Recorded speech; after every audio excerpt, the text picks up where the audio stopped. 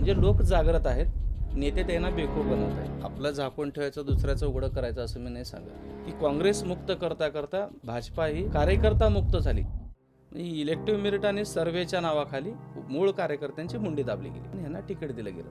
इथं दुखतं आमचंही दुखत होतं, इथं झोप येत नाहीये, दुखतं इथं. आणि त्या पक्षात कसे होते, गडगंज होते, मटकेवाले होते, गुटकेवाले होते, रेतीवाले होते, तडीपार होते, मोक्यावाले होते, अशा अनेक इतर पक्षातले लोक, जो साचलेला कचरा होता तो कचरा तिकडे डंप झाला.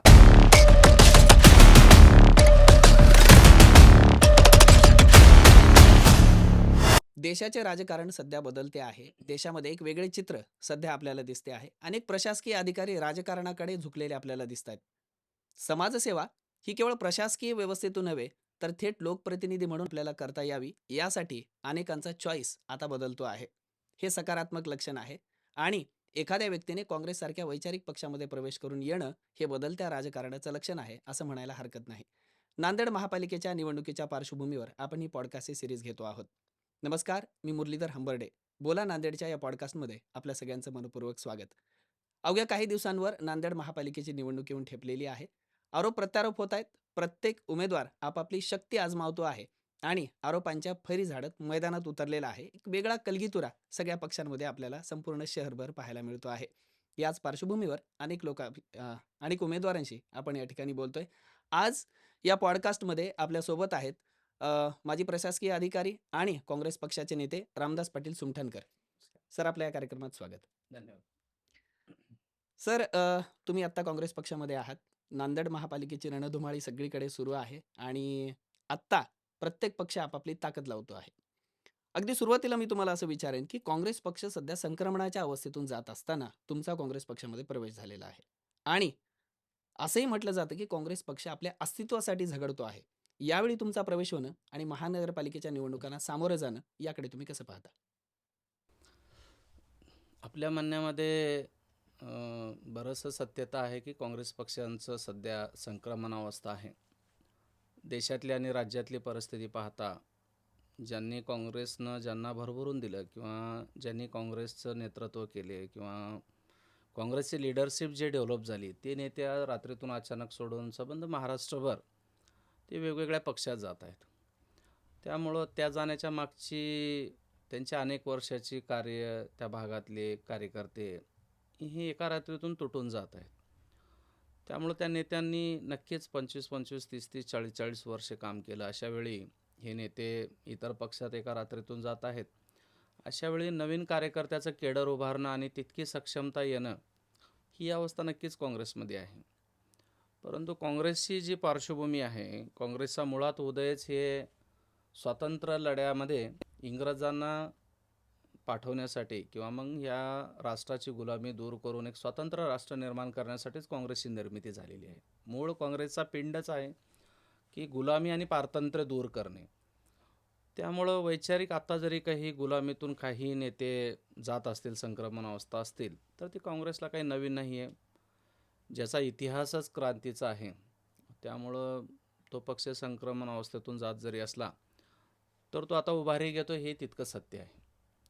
म्हणून नांदेड महापालिकेची निवडणूक असो की राज्यातल्या सर्व महानगरपालिकेच्या निवडणुका असोत किंवा झालेल्या जिल्हा नगरपरिषदेच्या, नगरपंचायतीच्या निवडणुका असोत किंवा आगामी जिल्हा परिषद पंचायत समितीच्या निवडणुका असोत, थोडा वेळ नक्कीच जाणार आहे. परंतु काँग्रेसला एक भविष्य आहे आणि काँग्रेस सक्षमपणे उभारणार आहे. तुम्ही विश्वास या ठिकाणी व्यक्त करताय की काँग्रेस सक्षमपणे या ठिकाणी उभारते आहे आणि काँग्रेसचा संक्रमणाची अवस्था जाऊन पुन्हा एकदा काँग्रेस उभारी घेते आहे, असं आपण म्हणताय. मी मगाशी म्हणालो की महापालिकेच्या निवडणुकीला तुम्ही सामोरे जाताय. कुठल्या मुद्द्यांना घेऊन आपण या निवडणुकीला सामोरे जाताय? मतदारांना ज्यावेळी आपण भेटता, आपण काँग्रेसचे नेते आहात. आत्ता ग्राउंड लेवलला ज्यावेळी तुम्ही प्रचारासाठी उतरता, त्यावेळी काँग्रेसचा मतदार जो तुमचा आहे किंवा तुम्हाला जो मतदार वाटतो, कुठल्या मुद्द्यांना घेऊन त्या मतदाराकडे तुम्ही जाताय? बघा, भारतीय राष्ट्रीय काँग्रेसनं 2016ला आम्ही जाहीरनामा दिलेला होता.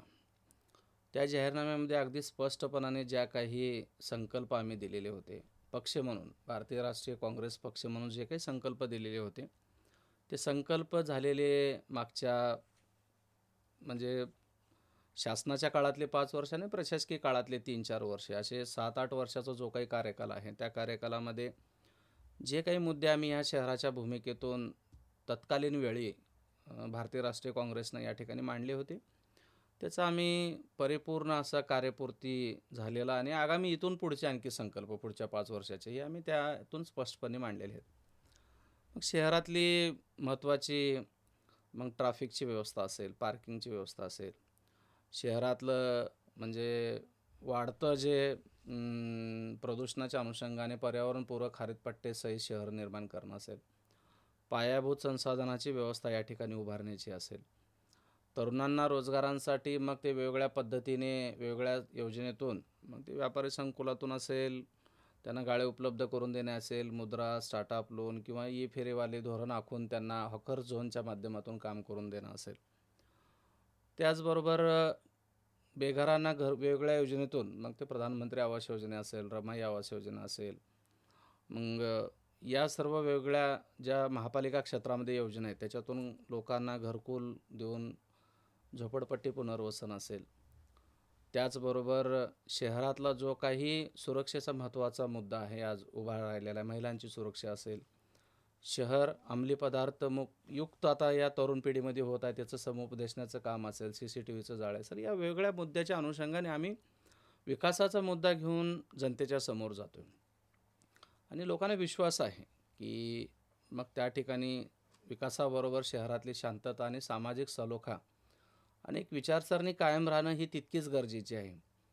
एखादा रस्ता मागं पुढं 2-5 वर्ष मागे पुढं झाला हरकत नाही, पण शहरच जर वेगवेगळ्या म्हणजे एलिमेंट्सच्या माध्यमातून जर गुन्हेगारीकडे वळलं, अशांततेकडे वळलं, तर ते शहराच्या वातावरणाला, शहराच्या नागरिकांना ते पूरक नाही आहे.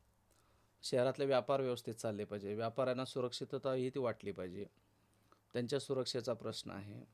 मग या सर्व गोष्टीच्या अनुषंगाने शहराकडे अट्रॅक्शन वाढलं पाहिजे. शहरातनं उद्योग, व्यक्ती किंवा विद्यार्थी हा बाहेर गेला नाही पाहिजे. शैक्षणिक सुविधांच्या संसाधनांची सुविधा तितकी मुबलक प्रमाणात शहरात उपलब्ध पाहिजे.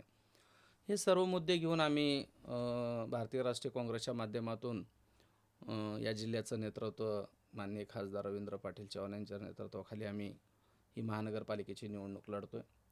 आमचे सर्व पदाधिकारी, आमचे सर्व कार्यकर्ते आणि 81 जागावरती 20 प्रभागामध्ये आम्ही वंचित बहुजन आघाडीसोबत युती करून अतिशय भक्कमपणानं विकासाच्या मुद्द्यावर, सामाजिक सलोख्याच्या मुद्द्यावर, शांततेच्या मुद्द्यावर आणि एक उद्याच्या नांदेडच्या भविष्यासाठी काँग्रेसनंच केलं आणि पुढं काँग्रेसच करणार या भूमिकेवरती आम्ही पुढे जातो आहे.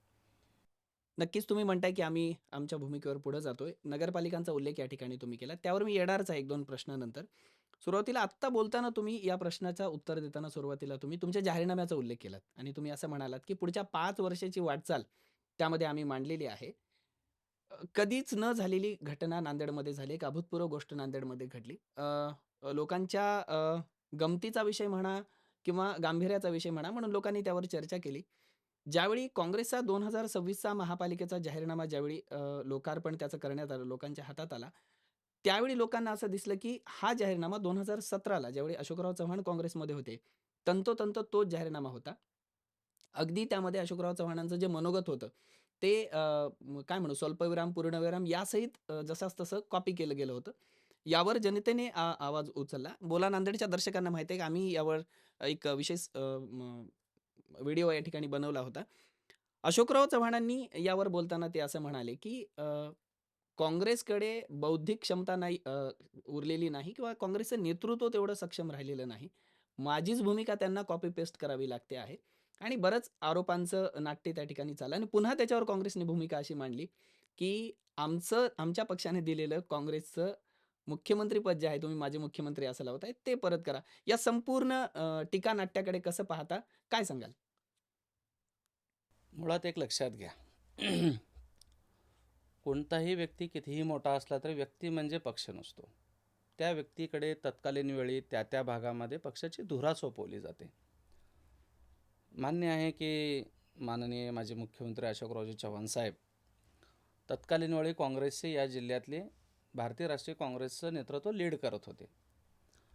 त्यामुळं अशोकरावजी चव्हाण साहेबांची भूमिका किंवा त्यांचं निवेदन किंवा त्यांचं काय कॉपी पेस्ट हे त्यांना आज ते पक्षात नाही आहेत.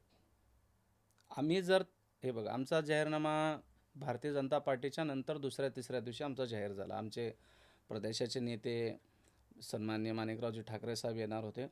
त्यामुळे 2 दिवस आमच्याकडे जाहीरनामा लेट प्रसिद्ध झाला. त्यांच्या हस्ते प्रसिद्ध झाला. भारतीय जनता पार्टीचा जो जाहीरनामा जाहीर झाला किंवा त्यातलं काही कॉपी पेस्ट झाली का? नाही. तुमची भूमिका ही आज भारतीय जनता पार्टीची आहे. तत्कालीन वेळी पक्ष म्हणून आजही भारतीय राष्ट्रीय काँग्रेसचे जे काही लोकांना दिलेले विश्वास, लोकांना दिलेले वचन, लोकांना दिलेले शब्द, त्या शब्दापासून भारतीय राष्ट्रीय काँग्रेस दूर कशी जाईल? बरोबर आहे की सचिन तेंडुलकर रिटायर झाले किंवा बाहेर गेले म्हणून विराट कोहलीनं आमच्या करंदारशिप करू नये, ही माझीच टीम आहे असं कसं म्हणू शकतो आपण? नाही म्हणता येणार. आज तुम्ही विचारधारा वेगळी स्वीकारली, पक्ष वेगळा स्वीकारला.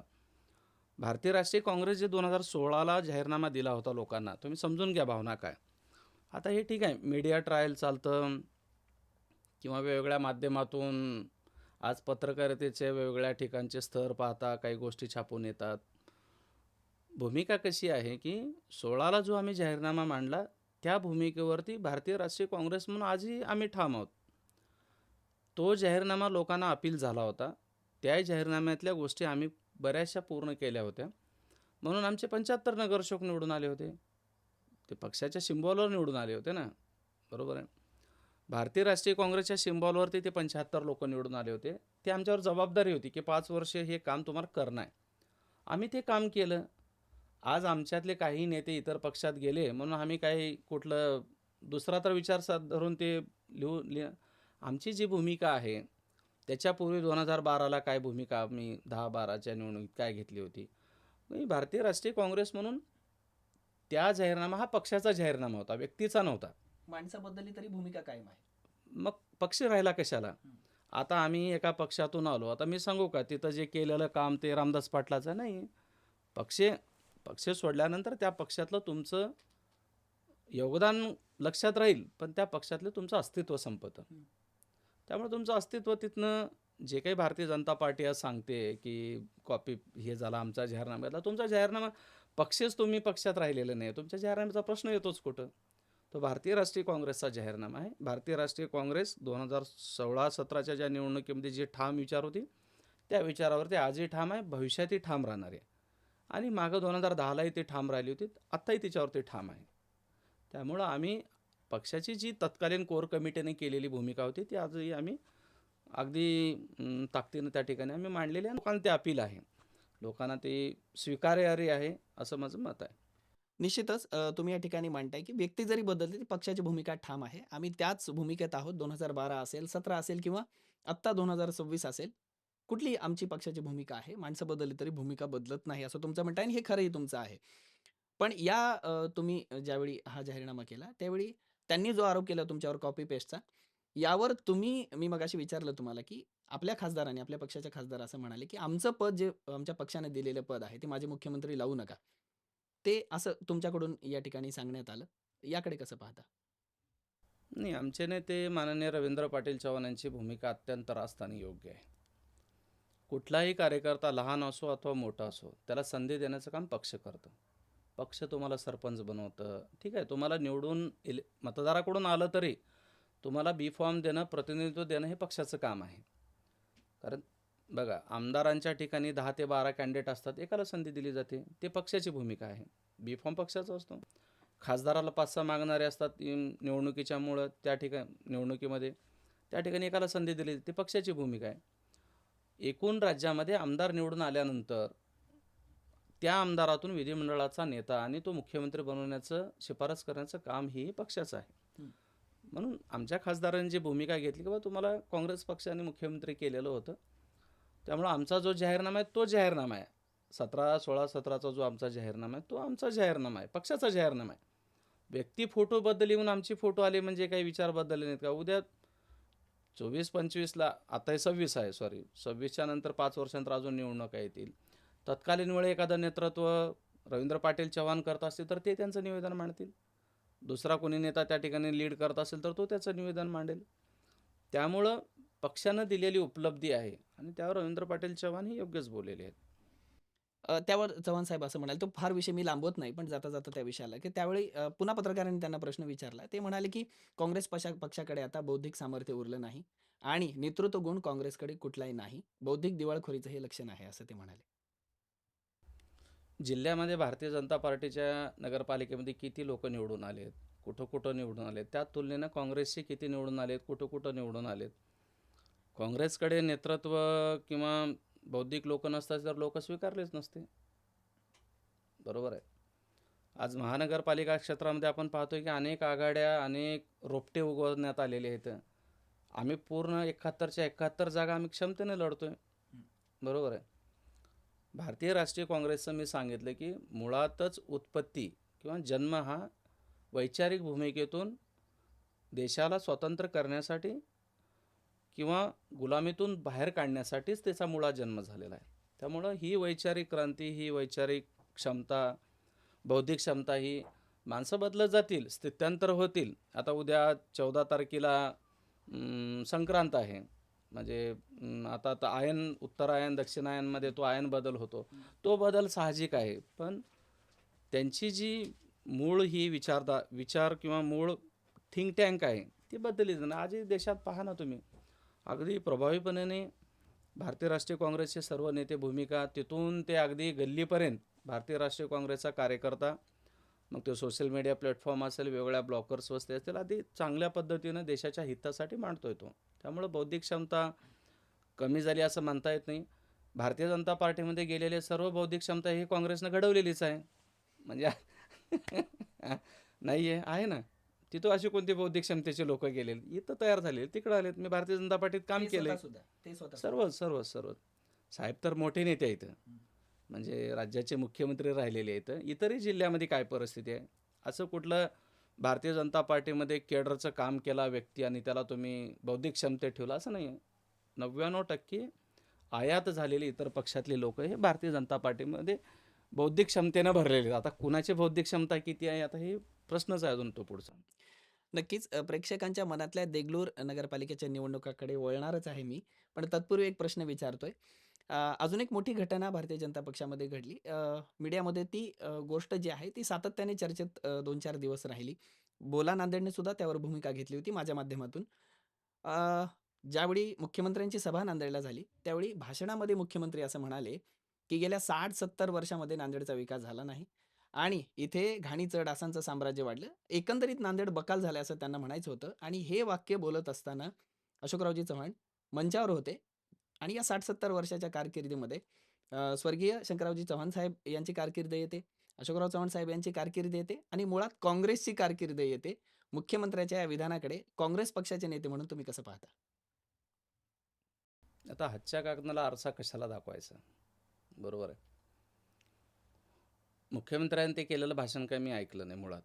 पण आपण म्हणता तर तशी जर परिस्थिती असेल तर स्टेजवर प्रमुख म्हणून कोण कोण होते, कुठल्या पक्षातले होते, त्यांच्यासमोर जर मुख्यमंत्री असं म्हणत असतील तर मग खाली बसलेले जर 10-12 हजार लोक आहेत ते कुणाकडे पाहतील, कुणाकडे पाहतील. आज जे शहराचे पायाभूत जडणघडण किंवा शहर बांधलं, म्हणजे हे बघा, माझे मुख्यमंत्री अशोकरावजी चव्हाण साहेबांचा, माननीय जलनायक शंकररावजी चव्हाण साहेबांचं या शहराला योगदान आहे, जिल्ह्याला योगदान आहे, आम्ही ते नाकारत नाही आहे. शंकररावजी चव्हाण साहेबाचा आज आमच्या प्रत्येक अजेंड्यावरती, मॅनिफेस्टोवरती, विचारामध्ये, भाषणामध्ये आम्ही त्यांचा उल्लेख करतो. काँग्रेसचे ते आमचे आधारस्तंभ आहे, त्या जिल्ह्याचा आधारवड आहे ते. स्वर्गवासी वसंतरावजी चव्हाण साहेब असतील, या जिल्ह्याचे आधारवड आहे ते.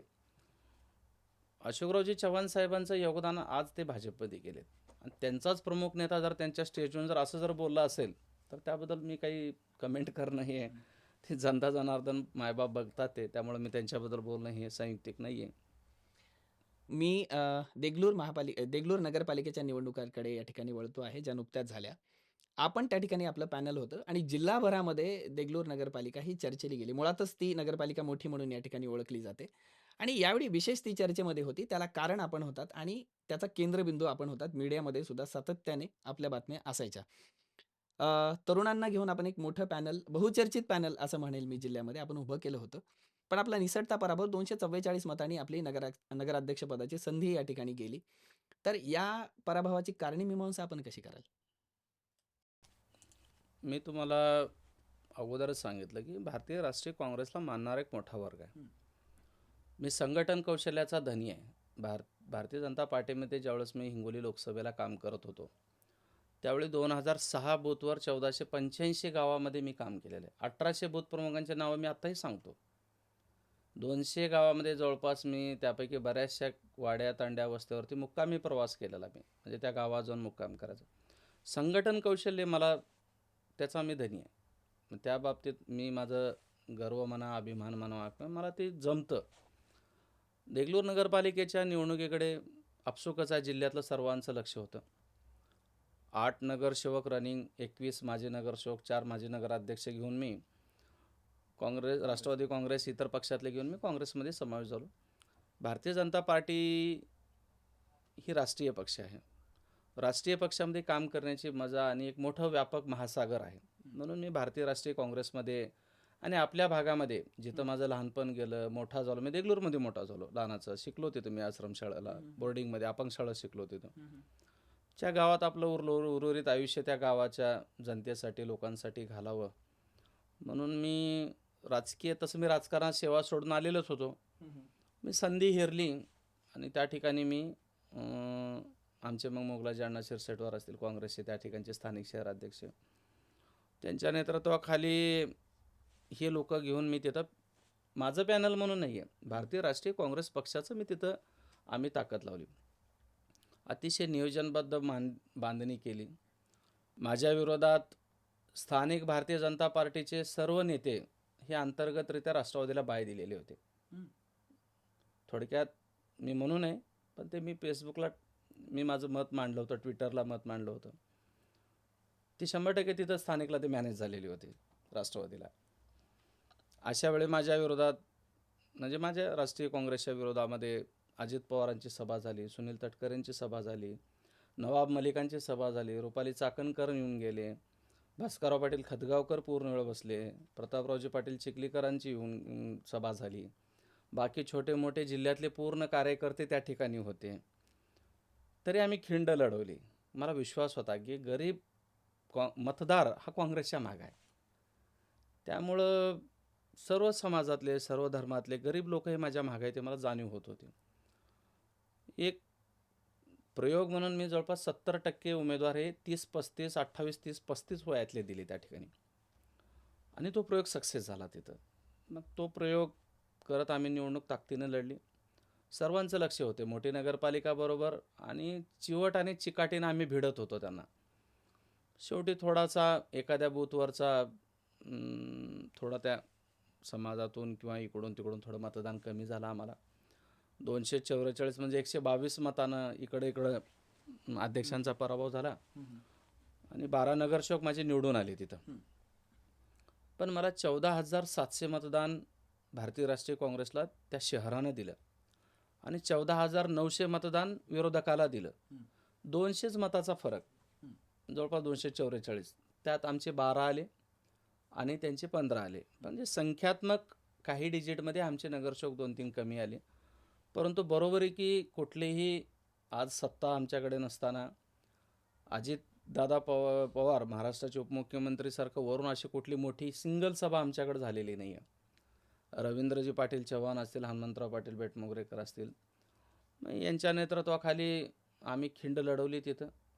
आणि म्हणजे निवडणूक लढण्यासाठीची जी ताकद असते ती मनुष्यबळ आणि लोकांचं आमच्यावर असलेला विश्वास आणि जीव या ताकदीवर ते भिडलो. पण तो अल्पसा असलेला पराभव जो आहे तो पराभव नाही म्हणता येणार. ठीक आहे, संख्यात्मक ते सत्तेत बसले, पण तरी आम्ही मान्य केलं नम्रपणाने की विजय हा 1 मताना असो की 200 मताचा असो, विजय विजयच असतो. परंतु आम्ही भारतीय राष्ट्रीय काँग्रेस महाराष्ट्राचं ते प्रवेशद्वार आहे, दक्षिण प्रवेशद्वार आहे, जिथून महाराष्ट्र सुरुवात होतं आपलं दक्षिण प्रवेशद्वार. तेलंगणाची ते पहिला म्हणजे भूभाग आहे जो जिथं आपणाला महाराष्ट्रात एंट्री होते, ते दक्षिण भूभाग आम्ही जिंकण्याचा अतोनात प्रयत्न केला. माझ्यासारखा नौका खेळाडू असेल, आमच्यातले मग सिनियर्स असतील माझ्यासोबत, मग ते मोगलाजी अण्णा शिरसेटवार असतील, बालाजी रोहिलावर सेठ असतील, अविनाजी निलमवर असतील, धोंडीबा काका मिस्त्री असतील, वायजी सर असतील, ॲडव्होकेट मोहसिन अली असतील, बिस्मिल्ला चास्ते असतील, मीराबाई असतील, अशा अनेक दिग्गज ज्येष्ठांचा अनुभव घेत घेत घेत आम्ही सेक्युलर आणि समाजवादी विचारसरणीवरती त्या ठिकाणी निवडणूक लढली आणि त्यांना विजय मिळाला, पण एवढा सहज नाही मिळाला. म्हणजे आणि ती मजा हारण्याची जरी असली तर ती मजा काही वेगळीच होती. त्यामुळं म्हणून लोकांचं लक्ष सर्व आमच्याकडे लागलं होतं की अभिमन्यूसारखं आम्ही लढलो तिथं. आम्हाला घेरलं होतं. बघा, सत्ता इतकी मोठी. देगलूर नगरपालिकेला भारतीय राष्ट्रीय काँग्रेसला आणि आमच्या टीमला हरवायला अजितदादा पवारांना आणावं लागलं, तुम्हाला उपमुख्यमंत्री यावेत. यावं लागलं. भारतीय जनता पार्टीच्या तिथं खासदार राज्यसभेचा जो 24 तास तिथं राहणारा, भारतीय जनता पार्टीचा आमदार, स्थानिक आमदार तिथला, तिथल्या नगराध्यक्षाच्या उमेदवाराला 1400 आणि बाकीचे 27 उमेदवार मिळून 2000 मध्ये गुंडाळला आम्ही त्यांना. लक्षात घ्या, म्हणजे थोडक्यात दोन्ही पक्षांची ताकद आमच्या विरोधात असताना आम्ही भक्कमपणाने लढलो. आम्ही शिवसेना उभाटा गटांसोबत युती केली होती. त्याही पदाधिकाऱ्यांनी अगदी दिवस रात्र करून आमच्यासोबत निवडणूक लढली. ठीक आहे, हार जीत होत असतं, आम्ही ते स्वीकारून त्या भागामध्ये भारतीय जनता पार्टी आणि राष्ट्रवादीने त्यांच्यासोबत आम्हाला निवडणूक लढताना जी ताकद, जे अनुभव, जी क्षमता आणि काटावरचा निसटता पराभव हे शिकण्यासारखं आहे. पण महाराष्ट्राचं दक्षिण प्रवेशद्वार भविष्यात भारतीय राष्ट्रीय काँग्रेसचा बालेकिल्ला असेल. नक्कीच. या ठिकाणी एक राजकारणी म्हणून आपण परिपक्व उत्तरं या ठिकाणी देत आहे. मला ऐकताना सुद्धा या ठिकाणी आश्चर्य वाटते, की पूर्वीचा अधिकारी आणि आत्ताचा राजकारणी एक छान समतोल तुम्ही या ठिकाणी साधलाय. त्याच माध्यमातून प्रश्न तुम्हाला मी विचारतो आहे. थोडासा वेगळा प्रश्न या आउट ऑफ द बॉक्स मी एक प्रश्न आहे. आता तुम्ही असं म्हणालात, की आम्ही अभिमन्यूसारखे लढलो. अभिमन्यूला या ठिकाणी सगळ्यांनी घेरून या ठिकाणी त्या चक्रव्यूहामध्ये अडकवलं होतं. एक उत्तम राजकारणी आपण आहात आणि परिपक्व उत्तर या ठिकाणी देताय. एक पूर्वाश्रमीचा अधिकारी आणि आत्ताचे राजकीय नेते यामध्ये कुठेतरी समतोल साधताना माझाही कुठेतरी गोंधळ होतो आहे आपल्याला ऐकताना.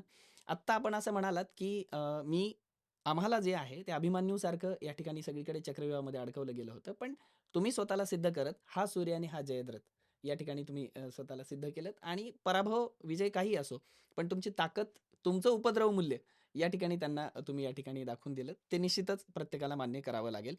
थोडासा वेगळा प्रश्न या ठिकाणी विचारतोय मी. आत्ताच्या या पॉडकास्टच्या विषयाच्या महापालिकेच्या बाहेर जाऊन. प्रत्येक मध्यमवर्गीय माणसाचं एक स्वप्न असतं, की आयुष्यामध्ये यश मिळावं, एखादी नोकरी असावी, एखादं घर असावं, 4 चाकी गाडी असावी आणि सुखी कुटुंब असावं. तुम्ही ज्या परिस्थितीमधून, ज्या कुटुंबातून आलात, तिथे आई सुद्धा हेच स्वप्न होतं आणि तुमच्या आई स्वप्न कष्टाने पूर्ण करून तुम्ही अधिकारी झालात, आई आनंद झाला. मग कुठल्या टप्प्यावर असं तुम्हाला वाटलं, की हे सगळं सोडून द्यावं, राजीनामा द्यावा आणि राजकारणामध्ये प्रवेश करावा? कारण ह्या 2 वेगवेगळ्या बाबी आहेत. अधिकारी म्हणून तुम्हाला नियम आहे, तटस्थता आहे. तशी राजकारणामध्ये संघर्ष आहे, भूमिका आहे. या सगळ्यांमध्ये समन्वय कसा साधता? माझ्या आईवडिलांची भूमिका तीच होती, जे इतरांच्या सामान्य गरीब मध्यमवर्गीय मुलांच्या आईवडिलांची भूमिका असते. माझ्या घरात कोणी कधी ग्रामपंचायतीचा दूर दूरपर्यंत मेंबर नाही आहे. मी अगदी 4थीला असतानापासून अपंग शाळा शिकलो आणि महत्त्वाकांक्षा ही फार मोठी आहे आणि चिवट आणि जिद्द ज्यानं हे मला जेनेटिकली ते म्हणा किंवा मग परिस्थितीनं मला घडवलं.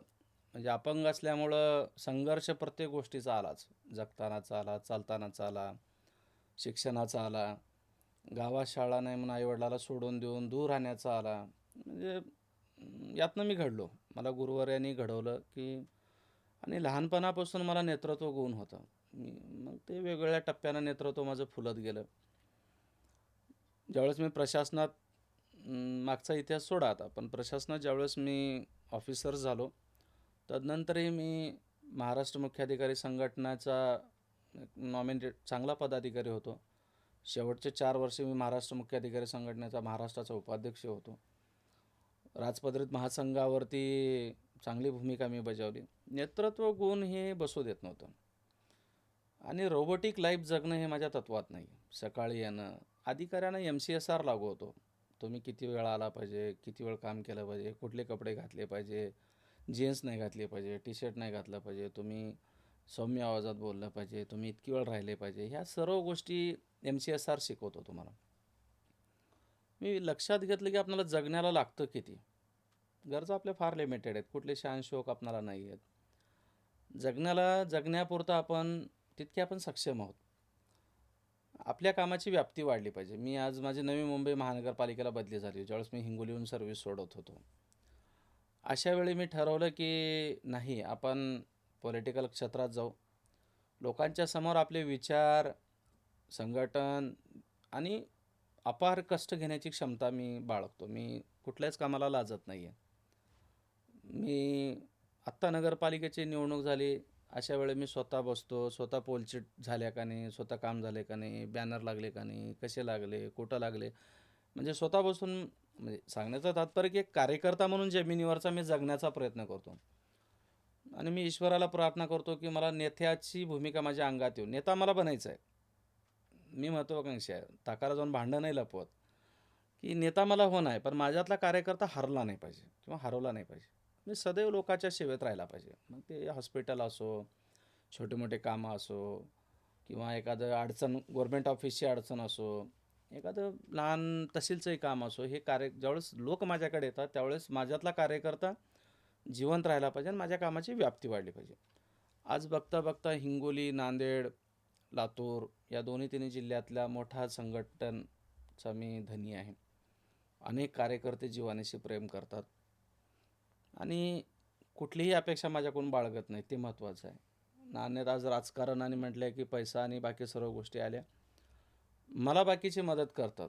मला विश्वास आहे की कार्यकर्ता हा मला टाकून देणार नाही, जनता मला टाकून देणार नाही आहे. की अशा या परिस्थितीमध्ये कामाची व्याप्ती वाढवण्यासाठी आणि या जनतेच्या हितासाठी माझं पूर्ण आयुष्य समर्पित करावं या भावनेनं, म्हणून मी राजकारणाकडे वळलो आणि त्यात माझा प्रवास अगदी मागच्या 5-6 वर्षापासून आज मी कॉग्निजेबल पॉलिटिशियन्स या स्टेजपर्यंत मी पोहोचलेला आणि त्याचा मला अभिमान आहे. नक्कीच. प्रवास सुंदर आहे आणि तुमची महत्त्वाकांक्षा होती, की आपल्या कार्याची व्याप्ती वाढावी म्हणून तुम्ही एक कार्यालयाच्या बाहेर जाऊन सुद्धा लोकांशी थेट संपर्क होतो आणि काहीतरी करण्याची, वेगळं करण्याची तुमची भूमिका होती. निश्चित तुम्ही तुमच्या भूमिकेवर ठाम आहात. सर, तुम्ही राजीनामा दिलाय असं म्हणताय स्वतःच्या महत्त्वाकांक्षांसाठी किंवा वेगळं काही करायचं होतं म्हणून. राजीनामा दिल्यानंतर पहिल्यांदा आपण भारतीय जनता पक्षामध्ये प्रवेश केलात. त्यानंतर तिथून राष्ट्रवादीमध्ये आपण आलात आणि राष्ट्रवादीमधून आता काँग्रेस पक्षामध्ये आहात. राष्ट्रवादी पक्षाची भूमिका थोडीशी बाजूला जर ठेवली, तर भारतीय जनता पक्ष आणि काँग्रेस ह्या एकदम विरोधी भूमिका असणारी 2 पक्ष आहेत. व या सलग पक्षांतरामागे काय कारण आहे? मुळात मी ज्यावेळेस सेवेत होतो, संघटना चालवायचं, त्यावेळेस मी देवेंद्रजी फडणवीसांच्या अत्यंत जवळचा कार्यकर्ता. आणि सेवा करत असताना मी राजीव सातवांच्याही जवळचा अत्यंत जिवलग कार्यकर्ता, मित्र होतो त्यांचा. आणि ज्यावेळेस मी 19ला मला ऑन ड्युटीमध्ये मी मुखेड विधानसभेला निवडणूक लढण्याची तयारी मी केलेली होती. त्यावेळी मला थांबवण्यात आलं आणि 2021ला मी ज्यावेळेस राजीनामा दिला त्यावेळेस थोडासा क्लायमॅक्स घडला. इतर रनिंग आमदार होते मुखेडला, त्यामुळं मी राजीनामा दिल्यानंतर माझ्या पक्षप्रवेशाला विरोध झाला. माझा 1 महिना पक्षप्रवेश थांबला गेला. नंतर हिंगोलीतून मला पक्षप्रवेश दिला गेला. तत्कालीन प्रदेशाध्यक्ष माननीय चंद्रकांतदादा पाटील होते. मला पक्षप्रवेश दिला गेला की आपण, त्यावेळेस महाविकास आघाडीची सत्ता होती. थोडा या ठिकाणी क्रक्स आहे. महाविकास आघाडीची सत्ता होती आणि त्यावेळेस भारतीय जनता पार्टी ही विरोधात होती राज्यामध्ये. आणि तत्कालीन तिथले खासदार जे होते हेमंत पाटील, ते सत्तेमध्ये होते महाविकास आघाडीसोबत. मग भारतीय जनता पार्टीनं लोकसभा प्रवास योजनेमध्ये हिंगोली लोकसभा ही महाराष्ट्रातल्या 18 लोकसभा निवडलेल्या होत्या जिथं भारतीय जनता पार्टी लढणार होती. मला मग इथनं हिंगोलीला पाठवलं गेलं पक्षानं. हिंगोलीला लोकसभेचा प्रभारी करून तिथं मला संघटन आणि बांधणी करण्यासाठी सूचना दिल्या गेल्या. मी ते सांगितलं ना, 2006 बूथ, 6 विधानसभा, 1485 गावामध्ये भारतीय जनता पार्टीचं संघटन बांधलं. जिथं माझं गाव नाही, घर नाही, शेत नाही, शिवार नाही, जवळचं कोणी नाही, केवळ सेवेला मी गेलेलं, तरी तिथं पूर्ण लोकांनी मला आपलं म्हणून स्वीकारलं. मी पूर्ण वेळ तिथं राहू लागलो, लोकांच्या समस्या सोडून घेऊ लागलो. आणि मग बांधणी झाल्यानंतर 1988ला स्वर्गवासी विलासजी गुंडेवार यांनीच एक अशी हिंमत केली होती की भारतीय जनता पार्टीकडून लढलं होतं. तदनंतर कुठलाही मोठे मोठे हस्ती तिथं कधीच भारतीय जनता पार्टीकडून कोणी लढलं नाही आणि तिकीटही मागितलं नाही. त्यानंतर मीच एकटा असा होतो की मी तितकं पोटेन्शियल, तितकी ताकद निर्माण केली होती. मी म्हणजे रामदास पाटील नाही आहे, आम्ही भारतीय जनता पार्टीतल्या सर्व कार्यकर्त्यांनी प्रत्येक गाव आणि बूथ बांधली होती. पण वाटाघाटीमध्ये नंतर क्लायमॅक्स झाला परत. 6 महिन्यानंतर शिंदे शिवसेनेचे सर्व हे खासदार, आमदार भाजपमध्ये आले. मग परत तिकीट देताना युतीमध्ये ती जागा शिंदे गटाला गेली आणि मला त्या ठिकाणी थांबवण्यात आलं. मला त्यावेळेस सांगितलं होतं की हिंगोली विधानसभेची तुम्हाला लढण्याची संधी देऊ. माझ्याकडे एक कॅबिनेट मंत्री, एक सेंट्रलचा स्टेट मंत्री आणि एक प्रदेश सरचिटणीस असे तिघंजण माझ्या घरी 2.5 तास बैठक झाली. बाहेर लाईव्ह मीडिया होता. पण ते विधानसभेवेळी मग परत क्लायमॅक्स आला. जरांगे पाटलांचं आंदोलन तीव्र होतं. अशा वेळी त्या ठिकाणी मला केवळ म्हणजे मला वाटतं आंतरवलीनंतर हिंगोलीची मोठी सभा झाली होती. अशा वेळी मग ते तिथं जात हा फॅक्टर परत समोर आला आणि मला स्पष्ट सांगितलं की तुम्ही मराठा नसल्यामुळे तिथं तुम्हाला तिकीट देता येणार नाही. मग तिथं रनिंग आमदारालाच ज्याची खूप मोठी अँटी इन्कम्बन्सी तीव्रता विरोध असताना दिला गेला. मग तिथं दिल्यानंतर मग मी थोडंसं म्हटलं की कार्यकर्ता कधी आपल्या पाठीमागे राहतो जोपर्यंत आपला नेता लढणार नाही. आपला नेता लढतच नाही आहे. जर प्रत्येक वेळी जर माघार घेत असेल तर कार्यकर्ता संशयित होतो. अरे आपला नेता मग मॅनेज झाला का काही झालं. मग मी म्हटलं नाही, आपण लढलं पाहिजे. आपण सर्व्हिस सोडली ती लढण्यासाठी. आपण भीक नाही मागत होतो. आपण विधान परिषद द्या, महामंडळ द्या, मला काही तर द्या. मी असं कधीच नाही मागितलं पक्षाला आणि माझा तो मूळ पिंड पण नाही आहे. मी म्हटलं मला लढण्यासाठी संधी द्या. 2 संधी गेली. मग मी आमच्या शीर्ष नेत्याला भेटलो आणि मग सांगितलं की मला लढणं आवश्यकच आहे, अन्यथा मी कार्यकर्त्यापासून दूर नाही जाऊ शकत. माझं भाग्य माझ्यासोबत. मी राजीनामा दिला, लढलो. मला तिथं ठिकाणी मला हिंगोलीत म्हणजे मी फक्त सेवेला गेलो त्या ठिकाणी मला मतदान चांगलं मताधिक्य मिळालं. 12,000 जवळपास मतदान मिळालं. मी तिथनं हारलो. हारल्यावरती मी 2 महिने शांत बसलो. नंतर माझे मित्र राजू नवघरे आणि त्यांच्याशी माझं सख्खन मित्र होतं. त्यांनी सांगितलं की पाटील साहेब, आणि तिथं मला भविष्यातलं 5 वर्षाचं लक्षात होतं. जर मला लोकसभा लढायची तर राष्ट्रवादी काँग्रेस हे तिथं चांगला पर्याय होता. म्हणजे जो तिकीट देऊ शकला असता. माझ्यासारख्या कार्यकर्त्याला काय पक्षाचं सिम्बॉल लागतं. म्हणजे मग मी विचार केला की त्यांच्यासोबत तिथं मी राष्ट्रवादी काँग्रेसमध्ये प्रवेश केला. पण कालांतराने काय झालं, घडामोडी घडत गेल्या आणि मी तो भूभाग म्हटलं इकडं आपण आता किती वेळ थांबायचं, आपण आपापल्या कर्मभूमीकडे निघून जाऊ. म्हणून मी माझी दिशा देगलूर मुखेडकडे वळवली. मग इकडं आल्यानंतर काही घटना घडल्या. अशा वेळी मी ठरवलं की आपण राजीनामा देऊ आणि भारतीय राष्ट्रीय काँग्रेसमध्ये आपण उर्वरित आयुष्य आपण एका मोठ्या राष्ट्रीय पक्षात काम करू. असा तो प्रवास भूभाग बदलल्यानंतर मग देगलूर भागामध्ये काँग्रेसमध्ये माझे ऑलरेडी जीवाभावाचे दोस्त होते आणि राष्ट्रवादीमध्ये माझे जीवाभावाचे दोस्त. राष्ट्रवादी म्हणजे शरद पवारांचे राष्ट्रवादी. मग ते आम्ही एक होऊन एका पक्षामध्ये त्या भूभागामध्ये काम करायचं ठरवलं आणि आत्ता हा नगरपालिकेपर्यंतचा माझा प्रवास झाला. असा तो प्रवास आहे. हिंगोली लोकसभेबद्दल आपण या ठिकाणी सांगितलं. तुम्हाला हिंगोलीला त्या ठिकाणी पाठवलं होतं. तुमचा स्वतःचा भाग नसताना सुद्धा त्या ठिकाणी तुम्ही मगाशी म्हणालात, की माझ्या संघटन कौशल्यावर मला अभिमान आहे. माझं संघटन कौशल्य चांगलं आहे आणि त्याची चुणूक तुम्ही हिंगोलीमध्ये या ठिकाणी दाखवलेली आहे. त्याची पक्षालाही त्यावेळी जाणीव होती आणि लोकांनी त्याची दखल या ठिकाणी घेतली. 2019 साली मुखेडमधून आपण विधानसभेची तयारी करत होतात असं ऐकिवात आहे. त्यावेळी भारतीय जनता पक्षाकडून आपल्याला उमेदवारी नाकारली गेली. तथ्य काय आहे?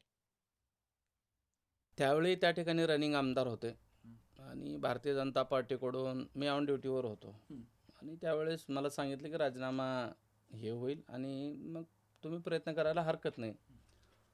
मग थोडं लोकांचे माझे बंधू, माझे मित्र त्या ठिकाणी भागात माझं प्रत्येक गावामध्ये चांगला संपर्क आहे. आम्ही चाचपणी केली. बघता बघता एक नाव झालं त्या ठिकाणी. मी म्हणजे बाबा दिलं पाहिजे या माणसाला. मग मी राजीनाम्याची त्याच वेळी तयारी केली अवघ्या वयाच्या 33व्या वर्षी.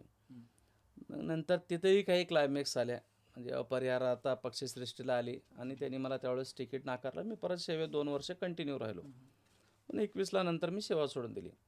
त्यामुळं मुखेडमधल्या प्रत्येक भागामध्ये आजही माझ्यावरती प्रेम करणारे कार्यकर्ते, मित्र आणि जीवाभावाचे कार्यकर्ते म्हणजे माझ्यासाठी सदैव ताकदीनं माझ्या पाठीमागं राहणारे त्या ठिकाणी हे आहे. आणि माझा भूभाग आहे. देगलूर, मुखेड, मुक्रांबाद, बाराळी पासून इकडं सगरोळीपर्यंत ते तिकडं उदगीरपर्यंत त्या बेल्टमध्ये माझं 24 तास वास्तव्य आणि माझा तो संपर्कातला भूभाग आहे. त्यामुळं तो 19ला बरोबर आहे. पण त्यावेळेस मला संधी नाही मिळाली. सर आत्ता एक प्रश्न विचारतोय. अगदी 2 प्रश्न विचारून आपण देगलूर मुखेडचा विषय या ठिकाणी संपवून पुन्हा महानगरपालिकेकडे या ठिकाणी येतो आहोत. यामधला पहिला प्रश्न तुम्हाला मी असा विचारेन, की तुम्ही तरुणांना खूप संधी दिली आहे. जवळ-जवळ 70% तरुणांना देगलूरमध्ये तुम्ही संधी दिली आहे. यामागे काय कारण होतं?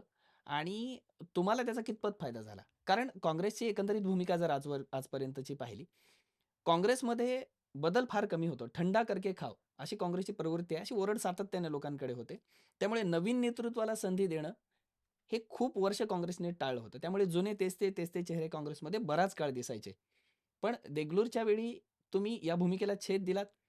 नव्या नेतृत्वाला आणलत, तरुणांना संधी दिली. जवळ-जवळ 70% तरुण तुम्ही नवीन आणलेत. यामागे काय भूमिका होती आणि त्याचा परिणाम तुम्हाला कसा दिसला?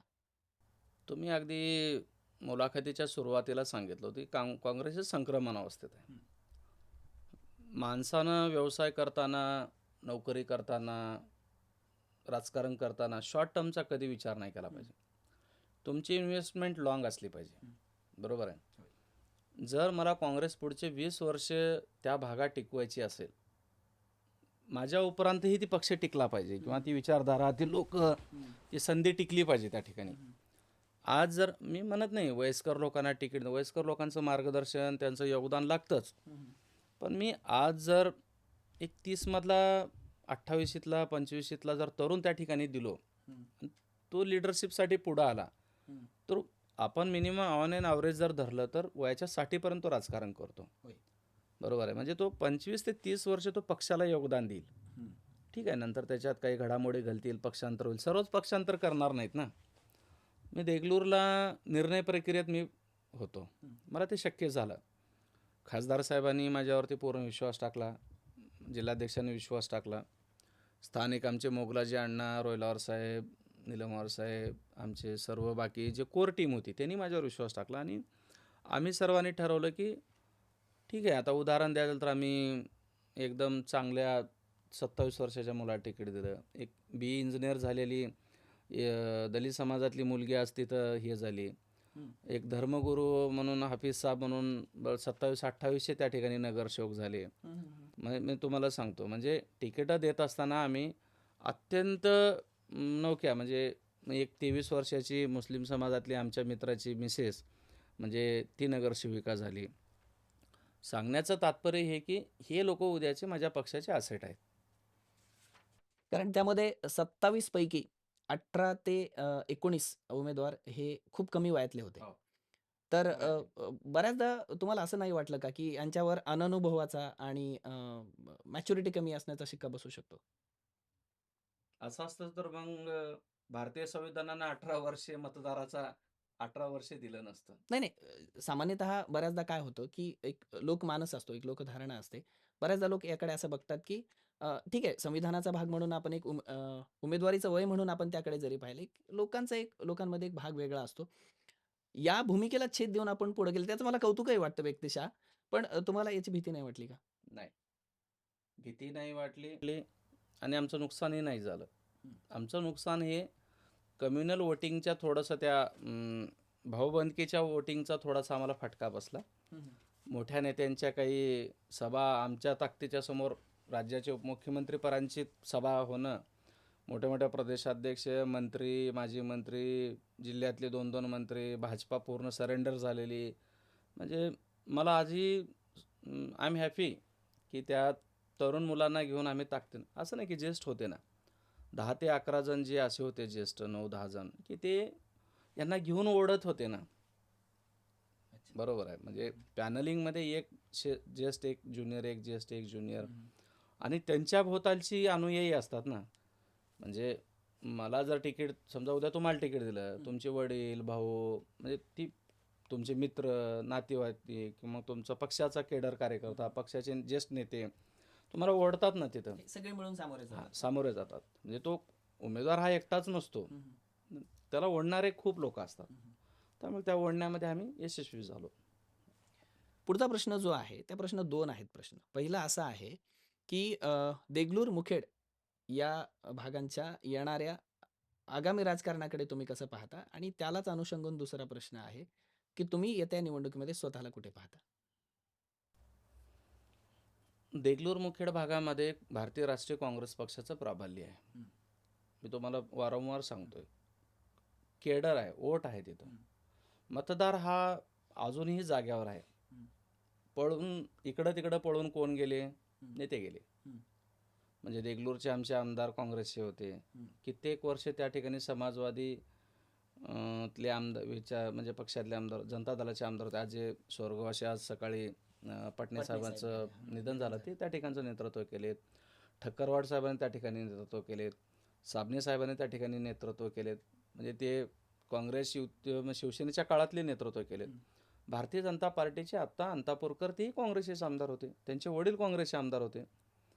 यावेळी काय वोट डिवायडेशनमध्ये ते आमदार झाले. हं. परंतु तिथला जो मतदार आहे, हं. तो भारतीय राष्ट्रीय काँग्रेसचा विचाराचा अनुकूल मतदार आहे. हां. त्यामुळं मी माझ्या राजकारणाची दिशा बघत असताना हं. मी पहिलं सांगितलं की मी परदेश सोडून फिरून फिरून का आलो, हं. तर माझ्या भूभागाचा मला तिथं त्या ठिकाणी काम करायचं आहे. हं. त्यामुळं माझ्या भूभागामध्ये काम करण्यासाठी आपसुकच माझी भविष्यातली राजकीय दिशा त्या ठिकाणी असणार आहे. ज्या पद्धतीनं शहरातलं नेतृत्व तरुण मी पुढं आणलं, त्या पद्धतीनं आता ग्रामीण नेतृत्व हं. त्या ठिकाणी भारतीय राष्ट्रीय काँग्रेसच्या माध्यमातून पुढे येण्यासाठी पक्षश्रेष्ठीकडे मी लावून धरेल, मागणी करेल आणि ज्याला कुणाला आम्ही संधी देऊ त्याला ताकदीनं हं. आत्ताच्यासारखंच मी निवडून आणण्यासाठी आम्ही सर्व गोष्टींनी त्याला प्रयत्न करू. म्हणजे त्या भागामध्ये महाराष्ट्राचा दक्षिण प्रवेशद्वार हा भारतीय राष्ट्रीय काँग्रेसचा प्रवेशद्वार असणार आहे, हे मी नक्की सांगतो. निश्चित. तुम्ही विश्वास व्यक्त करता ही सकारात्मक बाब आहे. पुन्हा एकदा नांदेड महापालिकेकडे या ठिकाणी वळतो आहे मी. अ, मागे काही दिवसांखाली काँग्रेसचे प्रदेशाध्यक्ष हर्षवर्धन सपकाळजी असं म्हणाले, की काँग्रेस मुक्त भारत करणारी भाजपा आज कार्यकर्ता मुक्त भाजपा झालेली आहे. या विधानाकडे कसं पाहता? 2, भारतीय जनता पक्षाने उमेदवारी देताना तुमचे पूर्वाश्रमीचे काँग्रेसचेच उमेदवार आता त्यांच्याकडे 28 नगरसेवकांनी प्रवेश केला. त्यामध्ये बरेचसे महापौर होते, माजी महापौर होते, माजी उपमहापौर होते. ही सगळी मंडळी तुमच्याकडून तिथे गेली. त्यांची जरी ताकद वाढली असली, तर ही मुळात काँग्रेसचीच मंडळी आहे. तर हर्षवर्धन सपकाळ असं म्हणाले, की ही मंडळी तिकडे गेल्यामुळे बाहेरून आलेल्या अर्थात पूर्वाश्रमीच्या काँग्रेसवाल्यांना भाजपाने तिकीट दिलेलं आहे. पण मूळ भाजपावासियावर अन्याय झालेला आहे. त्यामुळे भाजपावर त्यांचा कार्यकर्ता नाराज आहे आणि आपण ते रडारडीचं नाट्यसुद्धा या ठिकाणी विविध क्लिपच्या माध्यमातून राज्यभर या ठिकाणी पाहिलेलं आहे. हर्षवर्धन सपकाळ यांच्या या विधानाकडे तुम्ही या पार्श्वभूमीवर कसं पाहता? तुम्हाला मी सांगतो, मी भारतीय जनता पार्टीमध्ये भूपेंद्रजी यादव एक मोठं व्यक्तिमत्व आहे. त्यांना संघटनेचा बाप समजला जातं. त्या भूपेंद्रजी यादव यांच्या हाताखाली मी संघटन कौशल्य शिकलेलं आहे. माझे प्रभारी होते. भारतीय जनता पार्टीचा कार्यकर्ता हा पूर्णतः समर्पित होता. आहे नाही आहे. समर्पित होता. त्याला काही अपेक्षा नव्हती. कधीपर्यंत अपेक्षा नाही होती? जोपर्यंत तुम्हाला आमदार खासदार करायचा आहे. आत्ताच्या ज्या निवडणुका आहेत त्या कार्यकर्त्याच्या निवडणूक आहेत. बरोबर आहे.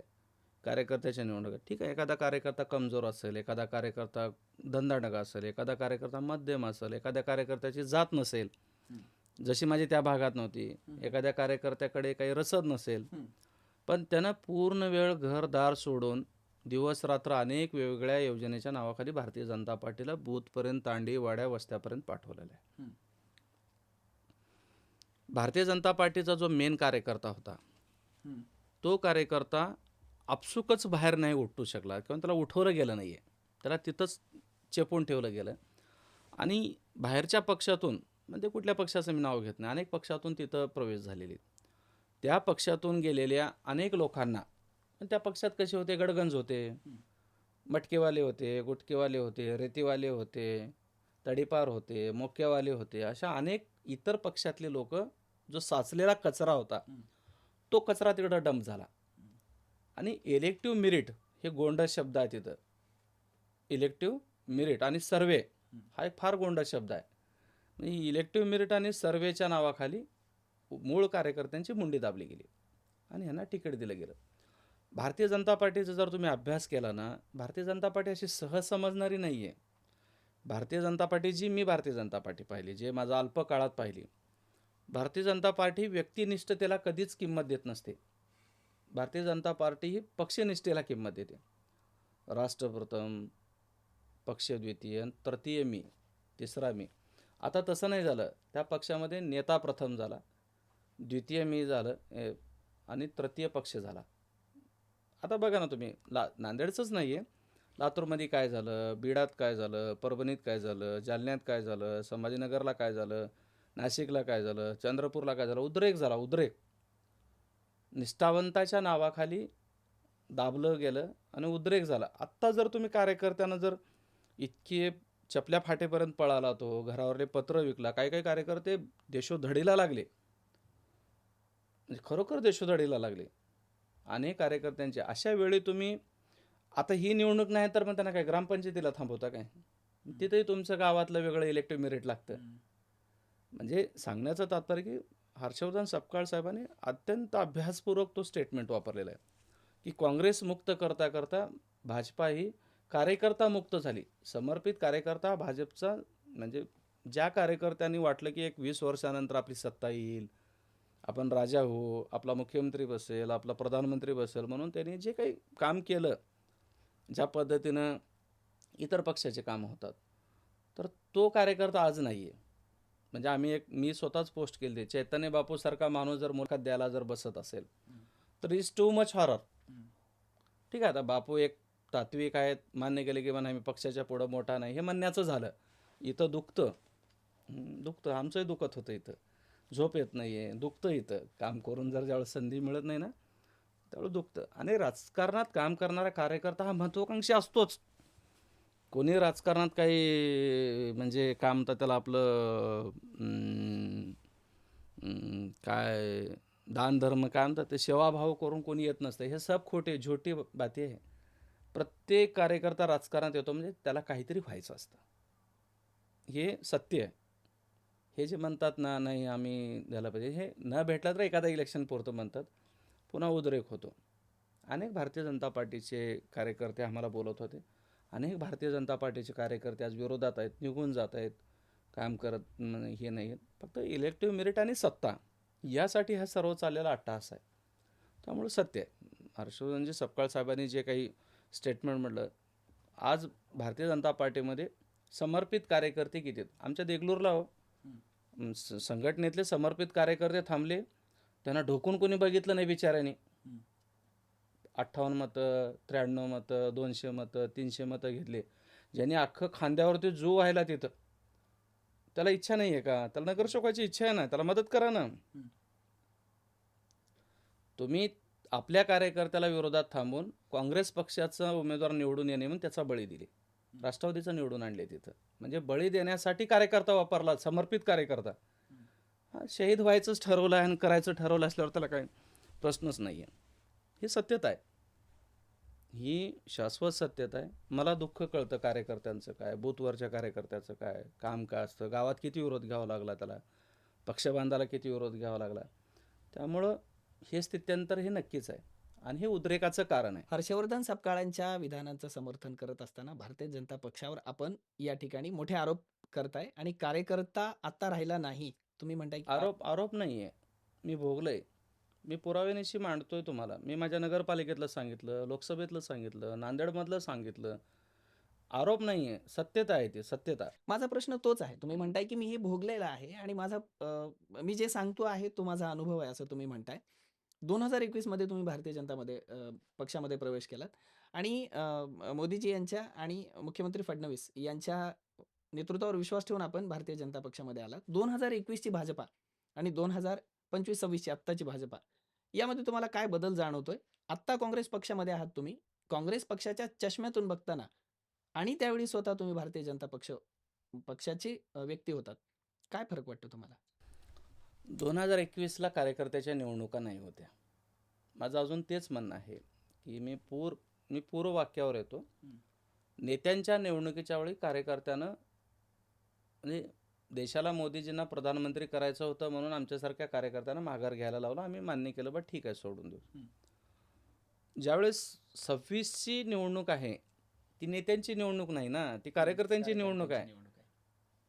आता माझं वय वर्ष समजा 42 आहे, 43 आहे. मला व्हायचं आहे उदाहरण सांगतो, मी नगरसेवक. मला आत्ता संधी नाही दिली तर मला पुढच्या निवडणुका हे होतील का नाही होतील हे बी चिंताची गोष्ट आहे. पुढच्या निवडणुका 5 वर्ष 6 वर्ष नाही झाल्या तर माझं वय किती होईल? 50 त्यावेळेस माझ्या अनेक जबाबदाऱ्या माझ्या खांद्यावर असतील. माझं काय म्हणणं आहे की माझं सोडा, मी अल्पकालीन आहे असं समजू आपण. मग आपण बाबा तुम्ही काय नवखे होते, ठीक आहे आपण समजून घेऊ. पण काही काही जणांनी 20-20, 30-30 वर्ष घातली ना तिथं काहीतरी जाण्यासाठी. ती जी भाजपा होती ती भाजपा कार्यकर्ता युक्त होती. कार्यकर्ता युक्त, त्याचा समर्पित कार्यकर्ता युक्त होता. नितीन गडकरींचं तुम्ही ऐका ना कधीतरी. याच भूमिकेवरती नितीन गडकरींना स्पष्ट नागपूरमध्ये बोलले होते. इतक्या मोठ्या राष्ट्रीय अध्यक्ष राहिलेल्या नेत्याला जर बोलायची त्या भूमिकेवर बोलतायत, मग काहीतरी तथ्य असणार ना. आत्ताची जी भाजपा आहे ती रेडीमेड युक्त झाली. म्हणजे शॅम्पल तयार आहे, जिंकून येते, त्याला तो तिथं टिकतो, तो कसा का राहत नाही, उचला त्याला. या भूमिकेवरती आताचे भाजपाचं मार्गक्रम आहे. इथं कार्यकर्ता निष्ठा ह्याला त्याला काही संबंध नाही, भविष्यातही राहणार पण नाही आहे. या निष्ठेला, कार्यकर्त्याला, क्षमतेला काहीच नाही आहे. बघा ना, काही महिलांनी सांगितलं, साहेब आम्ही राख्या जमा केल्या, पेंटिंग गिरवल्या, पॉम्पलेट वाटले, बूथवर गेले, तांड्यावरची होळी केली, म्हणजे आदिवासी भागात गेले, पालीवरची होळी केली, पालीवरती त्या गरीब लोकांसोबत आम्ही जेवायला बसलो, इकडले गेले, ते कामं सभेला केले. बायका जमवल्या. हां, हे सर्व आम्ही केले. आणि आता मग आम्हाला ज्यावेळेस नेता व्हायची वेळ आली त्यावेळेस तुम्ही सांगितलं की कोणीतरी एखादी बाहेरून येतो, मग तो गाडीत घेऊन फिरतो साहेबाला, मग साहेब तिकीट देऊन टाकतात. आणि this too much horror, too much horror. बघा ना, बाळासाहेब ठाकरेंनी टपरीवाला माणूस होत चालला, ऑटोतला माणूस होत चालला, दुकानातला माणूस होत चालला, मुनिमातला माणूस होत चालला, आणि ते आज राज्याचं नेतृत्व केलं त्या लोकांनी. त्यांनी कार्यकर्त्याच्या पडू दे ना, हरकत नाही ना, पराभव होईलच ना, दुसरं काय होणार आहे. सर्वच जागा निवडून येण्यासाठी थोडंच दिल्या जातात. काही जागा तरी कार्यकर्त्यांना तुम्ही लढण्यासाठी दिल्या पाहिजे. बरोबर. मी देगलूरला एक प्रयोग केला. 15-15, 20-20 वर्ष भारतीय राष्ट्रीय काँग्रेसमध्ये निष्ठेने काम करणाऱ्या कार्यकर्त्यांना तिकीट दिलं आम्ही. आत्ताच्या संक्रमणाच्या काळामध्ये मी विश्वास सांगतो तुम्हाला, त्या लोकांनी त्यांना निवडून दिलं. त्यांची निष्ठा, तळमळ, इतक्या वर्षाची मेहनत बघून. म्हणजे लोक जागृत आहेत, नेते त्यांना बेखूब बनवत आहेत. सुमटानकर सर, तुम्ही फार या ठिकाणी म्हणताय की हा केवळ आरोप नाही, तर हा माझा अनुभव आहे, मी हे जगलेलो आहे असं म्हणताय, आणि तुमचं जे हृदगत आहे या निमित्ताने तुम्ही मांडताय, आणि भारतीय जनता पक्षाची एक प्रकारे पोलखोल तुम्ही करताय, हे म्हटलं तर वावगे ठरणार नाही. पण भारतीय जनता पक्षामधलाच कार्यकर्ता नाराज आहे असं नाही, काँग्रेस पक्षानेही तेच केले. नांदेड महापालिकेच्या निवडणुकीमध्ये पोमदे नावाचे तुमचे जे उमेदवार होते, त्या पोमदेंचा फॉर्म जो आहे तो भरायला गेल्यानंतर ते खूप मोठी रॅली घेऊन तिथे फॉर्म भरायला गेले, आणि ऐनवेळी त्यांचा तिथून फॉर्म पळवला गेला. आणि ज्यावेळी त्यांनी तुमच्या खासदाराला ज्यावेळी फोन केला, त्यावेळी खासदारांकडून असं उत्तर आलं की लातूरच्या एका नेत्याचा फोन आला आणि आम्ही एका दुसऱ्या नेत्याला तो फॉर्म देतो आहोत. त्याची फसवणूक झाली. एक दुसरं उदाहरण तुम्हाला सांगता येईल, सिडकोच्या फॉर्म वाटपामध्ये महिलेचा फॉर्म पुरुषाला, पुरुषाचा महिलेला गेला. दोघांची उमेदवारी रद्द झाली. त्यानंतर सिडकोच्याच एक माजी नगरसेविका ऐन निवडणुकीच्या काळामध्ये, ज्या काँग्रेस पक्षाचं एक वलयांकित नेतृत्व म्हणून तिथलं मानलं जायचं, ज्या साहित्यिक पण आहेत, चांगले वक्ते आहेत, त्या ऐनवेळी भारतीय जनता पक्षामध्ये त्यांनी प्रवेश केला. आणि काँग्रेस पक्षामध्ये सुद्धा अशी ओरड आहे की सामान्य कार्यकर्ता डावलून इतरांना तिकीट देण्यात आलं, आणि ऐनवेळी उमेदवार आयात करण्यात आले. या सगळ्या उमेदवारांना तिकीट नाकारण्याच्या आणि तुमच्या पक्षाच्या तिकीट वाटपाच्या गोंधळाकडे तुम्ही कसं पाहताय? कारण तुम्ही भारतीय जनता पक्षावर आरोप करताय म्हणून म्हणतो. लक्षात घ्या, आपलं झाकून ठेवायचं, दुसऱ्याचं उघडं करायचं असं मी नाही सांगत. भारतीय जनता पार्टीमध्ये 81 पैकी किती लोकांना, निष्ठावंतांना जागा मिळाल्या आहे? किती मिळाले असतील?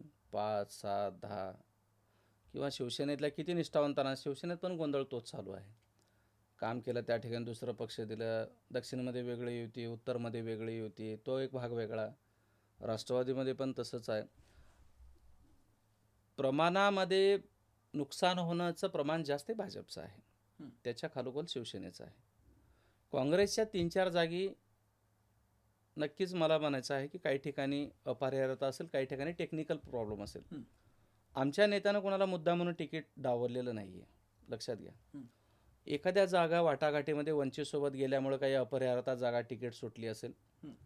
दुसरी गोष्ट की एखाद्या ठिकाणी की अपरिहार्यता म्हणून एखादी जागा दिली असेल, किंवा एखाद्या ठिकाणी बी फॉर्म वेळेत पोहोचला नाही आहे. मी सांगतो ना, देगलूरला माझा बी फॉर्म शेवटच्या 5 मिनिटामध्ये घाईघाईत गेलं आहे.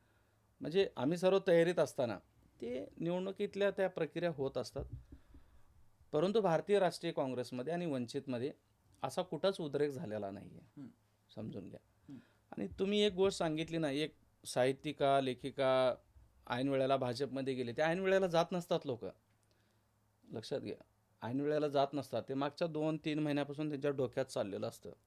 ते जायचंच असतं पण त्यांना. तुमच्या नेतृत्वाने थांबवलं का नाही? माहिती होतं तर. थांबवलं आमच्या नेतृत्वाने. आमचं नेतृत्व बोलले. आमच्या नेतृत्वाने प्रत्येकाला विनंती केली. ज्यांना जायचंच ठरवलेलं आहे, तर त्यांच्याबद्दल आमचं नेतृत्व काय म्हणणार? आमचं नेतृत्व इतकं सोज्वळ आणि संयमी आहे. आमचे खासदार प्रत्येकाशी बोलत होते. बरं त्या दिवशी मी स्वतः खासदार साहेबांसोबत तिथं होतो. म्हणजे या सर्व प्रक्रिया मी जवळून बघत होतो. आमचे जिल्हाध्यक्ष, शहराध्यक्ष हे प्रत्येकाला आम्हाला फार काही नाही. 3-4 ठिकाणी आम्हाला थोड्याशा टेक्निकली अडचण आल्या. आम्ही त्यांना विनंती करत होतो. पण त्यातली काही जणांनी ऑलरेडी संधान बांधलेलं असेल, तर मग त्याला अर्थ नाही आहे. 1-2 ठिकाणी इतक्या मोठ्या काय म्हणतात खेळामध्ये थोडंफार तरी 1-2 ठिकाणी मायनर होतं आणि ते आम्ही भरून काढू. आमचे साहेब त्यांना नक्की संधी देतील कुठंतरी आणि कार्यकर्ता आमच्याकडे वाऱ्यावर साहेब नक्की सोडणार नाहीत आणि आम्ही पक्ष म्हणून सोडणार नाही कार्यकर्ता वाऱ्यावर. पण भारतीय राष्ट्रीय काँग्रेस सोडून इतर पक्षातला गोंधळ सावळा जो चाललेला आहे, हे काय मी तुम्हाला वेगळं सांगायची आवश्यकता नाही. नक्कीच महापालिकेच्या निवडणुकीला सामोरे जात असताना तळागाळातल्या लोकांचे प्रश्न त्यांना माहीत असणं आवश्यक असतं आणि ही जी निवडणूक आहे, ती स्थानिकच्या प्रश्नावरची निवडणूक आहे. आत्ता शहरामध्ये कुठले प्रश्न आहेत? गेल्या काही दिवसांपासून शहरामध्ये एक मोठा प्रश्न, आत्ताच महापालिकाच नव्हे, पण त्याच्या अगोदरही बऱ्याच दिवसापासून एक प्रश्न या ठिकाणी लोकांच्या मनामध्ये रुंजी घालतो आहे. बरेच जण त्याला मुखर केले, बऱ्याच जणांनी त्याला बोलून दाखवलेलं आहे. शहरातले जे मोठे भूखंड आहेत, इथल्या स्थानिकच्या नेतृत्वाने खूप मोठमोठ्या बिल्डरच्या घशात घातलेत आणि अजून जे काही शिल्लक राहिलेले आहेत, तेही बिल्डरच्या घशात घालायचा त्यांचा घाट घातलेला आहे. ही काँग्रेस पक्षाची भूमिका काही नेत्यांच्या माध्यमातून राहिलेली आहे. मीडियासमोरही त्यांनी बोलून दाखवलेलं आहे. यामध्ये तथ्य किती आहे आणि एकंदरीत प्रकरणाकडे कसं पाहता? झालेल्या विषयावर आम्ही बोलत नाही. आमच्या जाहीरनाम्यामध्ये एक मुद्दा आवर्जून आहे. हं. आगामी काळामध्ये महानगरपालिकेवरती आमची सत्ता आल्यानंतर हं. जो काही विकास व्यापारी संकुलांचा, गाळ्यांचा करायचा आहे, तो आम्ही महानगरपालिकेच्या यंत्रणेमार्फत करू, हं. असं आम्ही स्पष्ट सांगितलेलं आहे. हं.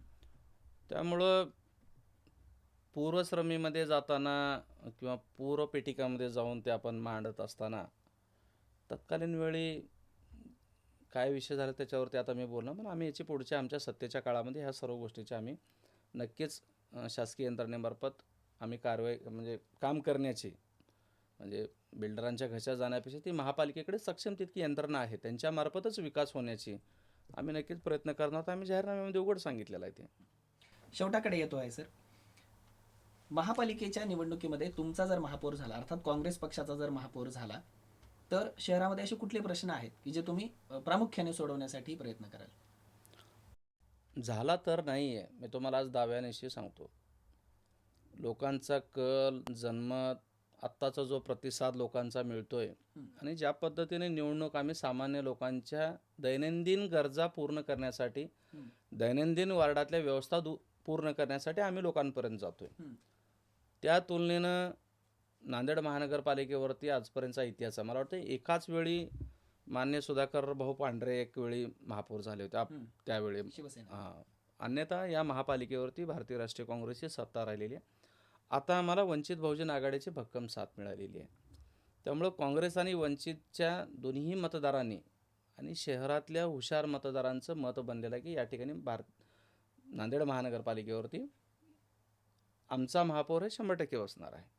महापौर झाल्यानंतर आम्ही जी जाहीरनाम्यामध्ये काही संकल्पपूर्ती कामं दिलेली आहेत, मग ते सुरक्षेचा विषय असेल, रस्त्यांचा सुविधा असेल, घनकचऱ्यांचा म्हणजे मलनिसारणाच्या व्यवस्थेतल्या त्रुटी असतील, गोदावरी नदी संवर्धनाचा विषय असेल, त्याचबरोबर विद्यार्थ्यांना वेगवेगळ्या भागामध्ये अभ्यासिका आणि महत्त्वाचं म्हणजे वेगवेगळ्या भागातल्या भूखंडावरती गरीब लोक वसलेली तशाच त्यांना मग मालकी प्रमाणपत्र देऊन प्रधानमंत्री आवास योजना असेल किंवा रमाई असेल किंवा शासनाच्या ज्या काही योजना असतील त्याच्या माध्यमातून त्यांना पक्कं हक्काचं घर देणं, त्यांना चांगलं शुद्ध पाणी देणं, त्यांना रस्त्यांची सुविधा देणं, त्यांच्या गल्लीमध्ये चांगले रस्ते दिवाबत्ती व्यवस्था करणे आणि कचऱ्याची विल्हेवाटाची व्यवस्था करणे, त्याचबरोबर व्यापाऱ्यांना सुरक्षा प्रदान करणं, महिलांना सुरक्षा, CCTVचं जाळं, या काही मूलभूत ज्या गोष्टी आहेत आणि मग सौंदर्यीकरण असेल, पर्यटन असेल, मग या ठिकाणी आपल्याला अनेक संतांची भूमी आहे म्हणजे ज्या ठिकाणी आपले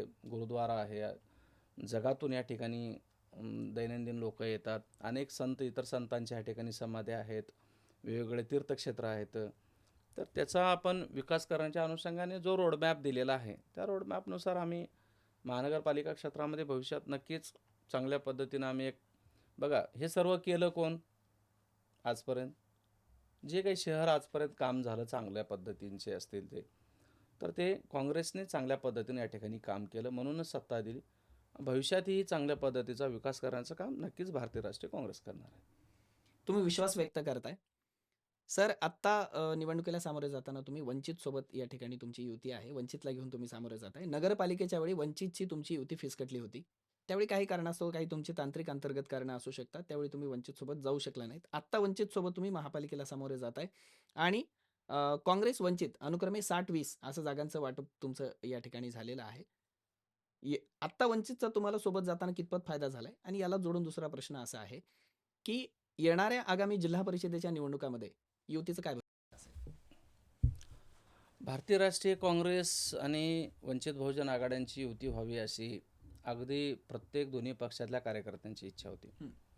नगर परिषदेच्या वेळी युती झाली. काही नगरपालिकेत आमची युती होती. काही ठिकाणी काय झालं, वेळ अत्यंत टोकाचा होता हं, शेवटचा. हं, तिकीट दिलेलं होतं, त्याला कामाला लागलेलं होतं, तो फॉर्म भरलेला होता. अशा वेळी काही लोकांना माघार घेणं आणि त्या ठिकाणी दुसरा कॅन्डिडेट देणं हे फ्लेक्झिबल नव्हतं. मग हीच जी तुम्ही सांगता ती ओरड आमच्याकडे सुरू झाली असती.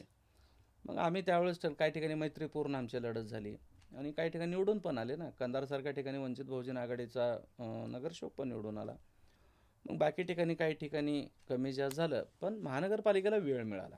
हं, त्या ठिकाणी वाटाघाटी झाल्या, जागा कुठल्या प्रभावी, कुठल्या कोण लढल्या पाहिजे याच्यावरती सखोल चर्चा झाली हं, आणि वंचित बहुजन आघाडीचा एक मोठा मतदार आहे, हं, जो निवडून येण्यासाठी जो मार्जिनल वोट म्हणतात, हं, मार्जिनल वोट, हं, तो मतदार हा पारंपरिक वंचितकडे आहे हं, आणि तो मोठा मतदार हा पारंपरिक काँग्रेसकडे आहे. हं, त्यामुळे ह्या दोघांच्या युतीमुळे हं, म्हणजे त्याचं बेरीजच होईल हं, आणि या बेरजेतून आमचे आणि वंचित बहुजन आघाडीचे हं, चांगल्या पद्धतीनं उमेदवार या ठिकाणी विविध भागातून निवडून येतील, हं. असं माझं तर राजकीय गणित आहे.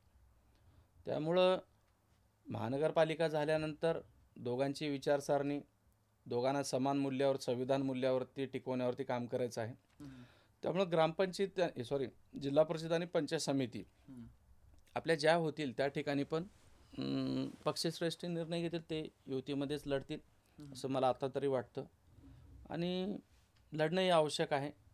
आताच्या ज्या परिस्थितीमध्ये माझी भूमिका तीच आहे की युतीमध्ये लढणं आवश्यक आहे. नक्कीच. ज्येष्ठ साहित्यिक नरहर कुरुंदकर सरांचं एक वाक्य फार सुंदर आहे. ते असं म्हणतात, की "सत्तेचं अंतिम उद्दिष्ट हे केवळ भौतिक विकास करणं नव्हे, तर जनमताचा आणि लोकमानसाचा आदर करणे हे सुद्धा आहे."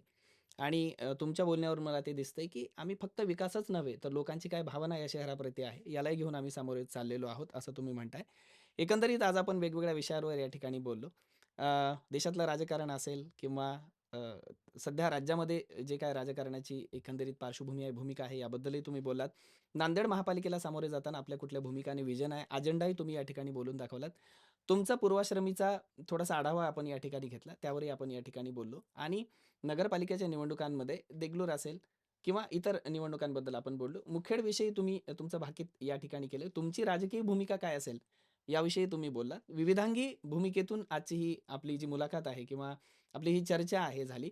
मी दर्शकांना सांगू इच्छितो, की अशा मुलाखतींमधून आपल्याला राजकारणाचे वेगवेगळे कंगोरे तर कळतातच, पण समाज मनाचं एक भान सुद्धा आपल्याला या माध्यमातून येतं आणि राजकारणाला ज्यावेळी कळवळ्याचं अधिष्ठान लाभतं, त्याचवेळी खऱ्या अर्थाने लोकांचा विकास झाला, असं आपण म्हणू शकतो. या महाराष्ट्राने अनेक असे उत्तुंग राजकारणी पाहिलेले आहेत, ज्यांनी या महाराष्ट्रामध्ये विकासाचा मंगल कलश आणला, पण त्यासोबतच लोकमताचा आणि लोकमानसाचा त्यांनी आदर केला.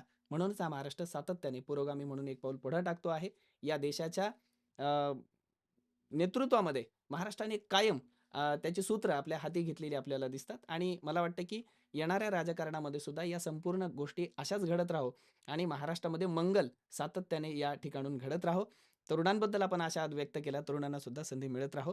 सर, आपण या ठिकाणी आलात. आमच्या संपूर्ण प्रश्नांना या ठिकाणी दिलखुलास उत्तरं दिलीत आणि प्रत्येक विषयाला म्हणजे बहुस्पर्शी अशी मुलाखत होती असं आपण म्हणेन. वेगवेगळ्या विषयांना आपण स्पर्श केलात. आणि आम्हाला या ठिकाणी कुठल्याही प्रश्नांना आपण हातचं न राखता जी मनमोकळी उत्तरे दिली त्याबद्दल आपले मनःपूर्वक आभार. धन्यवाद.